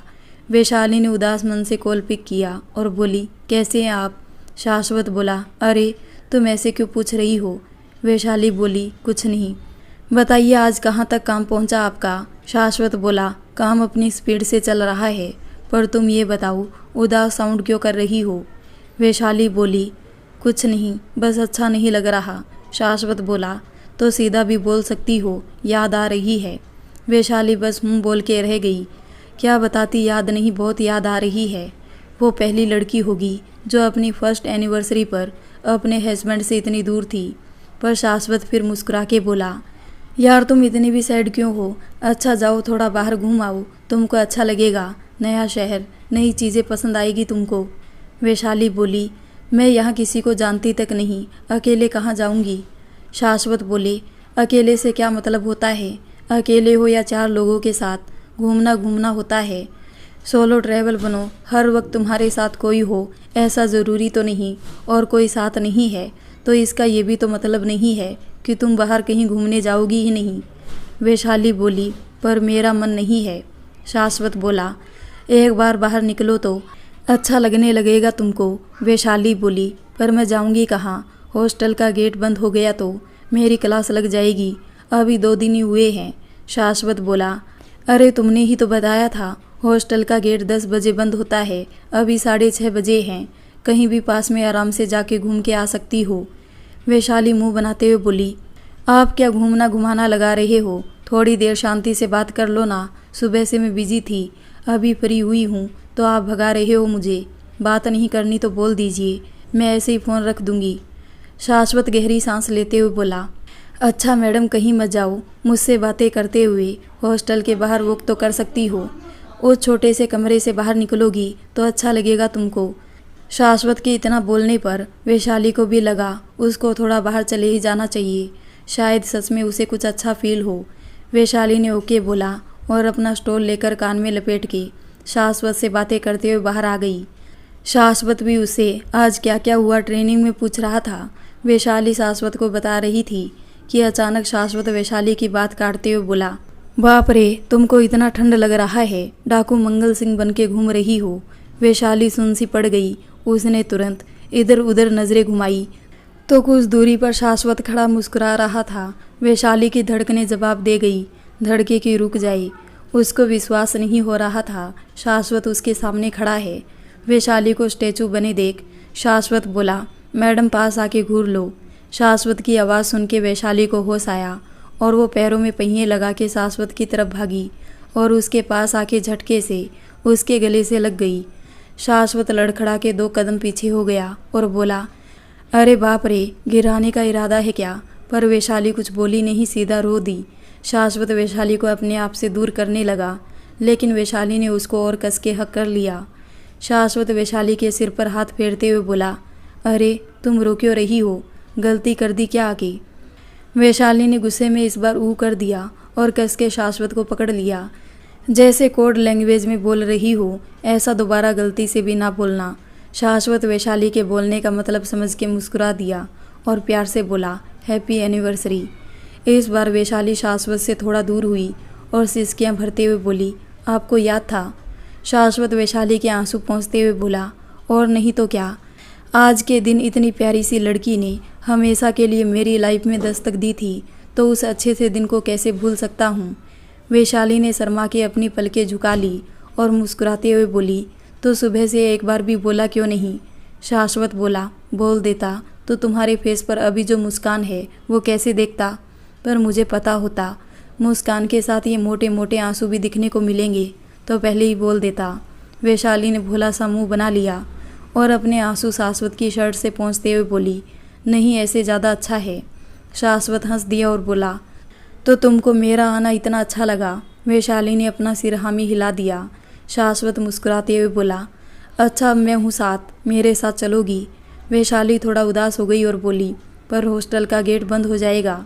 शाश्वत वैशाली के सिर पर हल्के से टैप करते हुए बोला, कितनी भुलक्कड़ हो, एग्ज़ाम कैसे निकाला तुमने? अभी दूसरी बार याद दिला रहा हूँ, 10 बजे डोर बंद होता है और डोर बंद होने से पहले तुमको सही सलामत अंदर तक छोड़ के आऊँगा। तो अब अगर तुम्हारे ये सवाल ख़त्म हो गए हो तो ये क्या कुछ घंटे मेरे साथ जीना पसंद करोगी? बोलते हुए शाश्वत ने अपना हाथ आगे बढ़ा दिया। वैशाली ने भी मुस्कुराते हुए उसके हाथ में अपना हाथ डाल दिया और बोली, कुछ घंटे नहीं, हमेशा साथ जीना चाहती हूँ। शाश्वत बोला, मैडम भावनाओं पर थोड़ा ब्रेक लगाओ, अभी बस कुछ घंटे है हमारे पास, उससे काम चलाओ। वैशाली ने शर्मा के अपना सिर शाश्वत के कंधे पर रख लिया और दोनों हाथों में हाथ डाले आगे बढ़ गए। शाश्वत ने समय से वैशाली को उसके हॉस्टल छोड़ दिया था। दोनों ने इन कुछ घंटों में भी बहुत अच्छा समय गुजारा था और अपने लिए बहुत सी प्यारी यादें बनाई थी, लेकिन अब वैशाली को शाश्वत से दूर होते बहुत रोना आ रहा था। शाश्वत को भी बुरा लग रहा था, पर शाश्वत उसके साथ न रह सकता था, न उसे अपने साथ ले जा सकता था। दूर तो होना ही पड़ेगा, पर उसने वैशाली से प्रॉमिस किया वो जल्दी उससे दोबारा मिलने आएगा। शाश्वत वापस आ चुका था और अपने काम में पूरी मेहनत से लग गया था। वैशाली भी अपने पूरे मन से ट्रेनिंग कर रही थी। उसकी बात सुबह और रात को शाश्वत से होती थी, बाकी टाइम शाश्वत भी बिजी रहता था और वैशाली भी। पर वैशाली के कुछ दोस्त भी बन गए थे, उसका भी मन वहाँ पर लगने लगा था। ऐसे ही समय गुजरने लगा। शाश्वत वैशाली से दोबारा 2 महीने बाद मिलने आया। वैशाली बहुत खुश हो गई थी शाश्वत से मिलके। दोनों फिर साथ में घूमने निकल गए, अपना अच्छा समय साथ गुजारा और शाश्वत फिर वापस चला गया। पर अभी वे वैशाली की रोने की आदत नहीं गई। शाश्वत ने उसे धमकी भी दी, अगर वो ऐसे ही रोएगी तो वो अब दोबारा मिलने नहीं आएगा। पर वैशाली तो वैशाली थी, आंसू और उसका साथ बहुत पुराना था और चाह के भी अपने आंसू रोक नहीं पा रही थी। बेचारे शाश्वत को ही अपना माथा पीट के वापस जाना पड़ा। पर कुछ दिन में वैशाली फिर नॉर्मल हो गई। ऐसे ही समय आगे बढ़ने लगा। ऐसे ही 2 महीने बाद फिर एक दिन शाश्वत वैशाली से मिलने आया तो वैशाली उस समय अपने दोस्तों के साथ बैठी थी। शाश्वत अब पहले ही वैशाली को बता देता था वो आ रहा है, ताकि वैशाली रेडी रहे और उसके आते ही उसके साथ चल दे। अब वैशाली के कुछ दोस्त थे, वो उनके साथ बाहर भी घूमने चली जाती थी। अब शाश्वत आई और वैशाली बाहर गई हो और नेटवर्क की वजह से कॉल भी ना लगे तो शाश्वत को खुद सरप्राइज़ मिल जाएगा, इसलिए उसको पहले से बताना अच्छा लगता था। शाश्वत ने वैशाली को बाहर बुलाने के लिए कॉल किया तो शाश्वत का कॉल आते ही वैशाली के फेस पर मुस्कान आ गई। वह अपनी जगह पर खड़ी हुई और अपने दोस्तों को बाय करके कॉल पिक करते हुए बाहर चली गई। वैशाली के ग्रुप में कुछ लड़के भी थे। एक लड़का अभिषेक वैशाली के रूम के बगल वाले रूम में रहने वाली लड़की से बोला, यह वैशाली अचानक से उठ के कहाँ चली गई? वो लड़की प्रेरणा अपना नाश्ता करते हुए बोली, देखा नहीं कॉल आया था। अभिषेक बोला, हाँ तो यहाँ साइड में भी तो जाके बात कर सकती थी। नाश्ता छोड़ के सीधा कैंटीन से ही बाहर चली गई। प्रेरणा बोली, अरे यार उसका बॉयफ्रेंड आया होगा, उससे मिलने गई होगी। अभिषेक के फेस के एक्सप्रेशन चेंज हो गए और वो बोला, बॉयफ्रेंड? तुमको कैसे पता? कोई फैमिली मेम्बर का भी तो कॉल हो सकता है। प्रेरणा अभिषेक को देखते हुए बोली, तुम अभी हमारे ग्रुप में आए हो इसलिए तुम्हें नहीं पता। हर 2 महीने में उसका बॉयफ्रेंड आता है और वो उसके साथ बाहर घूमने जाती है। अभिषेक की आईब्रो चढ़ गई और वो बोला, तुम इतने कॉन्फिडेंस से कैसे बोल सकती हो? वो बॉयफ्रेंड के साथ जाती है, हो सकता है कोई रिलेटिव हो। प्रेरणा एटीट्यूड से बोली, ओ भाई मुझे सब पता है ओके। रात भर मैडम फ़ोन में किसी से बतियाती रहती है, अब ये मुझे किसी को बताने की ज़रूरत तो नहीं है। लोग रात में बातें किससे करते हैं, और तुमने उसके फेस पर मुस्कान नहीं देखी थी। कोई फैमिली मेम्बर आता तो वो कैंपस के अंदर बैठ के बातें करती, ना कि उसके साथ बाहर घूमने जाती। थोड़ा कॉमन सेंस यूज़ करो। अभिषेक का मुंह बन गया। उसने फिर कॉल आने का बहाना बनाया और उठ के चला गया। अभिषेक जानना चाहता था कि वैशाली का सच में बॉयफ्रेंड है क्या। वो ये देखने के लिए बाहर गया तो उसको वैशाली कार के अंदर बैठती दिखाई दी। वो क्या था कि अभिषेक वैशाली को पसंद करने लगा था। हालांकि दोनों की दोस्ती हुई अभी 1-1.5 महीने हुए थे, पर वैशाली बहुत कम बोलती थी, इसलिए कोई नहीं जानता था कि वैशाली मैरिड है। वो तो वैशाली हर चीज़ में फर्स्ट आती थी, उसका सारा काम एकदम परफेक्ट होता था। सीनियर उसकी बहुत तारीफ़ करते थे तो सब खुद ही उससे दोस्ती करने आ जाते थे। वैशाली सबसे मुस्कुरा के हेलो हाई कर लेती थी और ऐसे ही उनका 3 लड़के और 5 लड़कियों का ग्रुप बन गया था। अभिषेक को वैशाली की सादगी अच्छी लगती थी, बिना किसी मेकअप के रहना, सबसे मुस्कुरा के बोलना, हर किसी की मदद करना, सामने वाला चिल्ला भी दे तब भी आराम से उसे समझाना, बस लिमिट भर बोलना, इधर उधर की कोई बात ना करना, किसी चीज़ का कोई शो ऑफ ना करना, सोशल मीडिया से दूर रहना, यहाँ तक कि फ़ोन भी हाथ में तब लेना जब किसी का कॉल आए, वरना तो लड़कियों को मेकअप और रील बनाने में फुर्सत नहीं मिलती। वो अपने खाली टाइम को सोशल मीडिया पर बिताना पसंद करती है, पर वैशाली ऐसी नहीं थी। ये सब अभिषेक का दिल छू गया था। जब से वैशाली उसकी दोस्त हुई थी तब से शाश्वत पहली बार उससे मिलने आया था, इसलिए अभिषेक को आज पता चला वैशाली का बॉयफ्रेंड भी है और उसे मिलने भी आता है। अभिषेक का दिल कुछ टूट सा गया था, पर दोस्त नाम की चीज़ चने के झाड़ पर चढ़ाने के लिए बनी है। अभिषेक वैशाली का बॉयफ्रेंड है सोच के अपने कदम पीछे लेने का सोच रहा था, पर उसके दोस्त आ गए उसके अंदर बेकार की हवा भरने के लिए। अभिषेक के पीछे से उसके दोस्त भी बाहर आ गए थे और अभिषेक को वैशाली को जाता देख उसके कंधे पर हाथ मारते हुए बोले, क्या हुआ, इतना भी क्यों उदास हो रहा है? अभिषेक बुझे मन से बोला, पहली बार कोई लड़की पसंद आई, उसका भी बॉयफ्रेंड निकला। अभिषेक का दोस्त हंसते हुए बोला, तो कौन सी बड़ी बात हो गई, हर लड़की का बॉयफ्रेंड होता है। अभिषेक अपने दोस्त को आंखें छोटी करके देखने लगा। अभिषेक का दोस्त बोला, घूर क्या रहा है, सच बोल रहा हूँ। तो बॉयफ्रेंड पर नहीं लड़की पर फोकस कर, वैसे भी उसी सीट पर बैठने पर मज़ा आता है जहाँ पहले से किसी ने रुमाल रखा हो, तो उसका रुमाल हटा के अपना रख दे। वैसे भी थोड़ा सोच, अभी ट्रेनिंग शुरू हुई है, 3 साल क्या उनका रिश्ता चलेगा, फिर उसके बाद इधर उधर पोस्ट। नॉर्मल लड़का कहाँ समझेगा आईपीएस क्या होता है, उसका काम क्या होता है। जब इधर उधर पोस्ट पर वैशाली सालों के लिए जाएगी तो वो खुद ही उसे ब्रेकअप कर लेगा।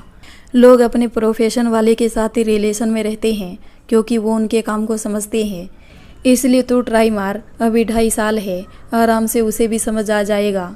उसका बॉयफ्रेंड उसका लॉन्ग टाइम तक साथ नहीं देने वाला, तो वो तुझे ज़रूर चांस देगी। अभिषेक को भी अपने दोस्त की बात सही लगी। नॉर्मल इंसान कहाँ अपनी पार्टनर से इतना दूर रह सकता है और उसके काम को समझ सकता है। अभिषेक के मन में फिर एक आस जग गई कि उसका भी कोई चांस है।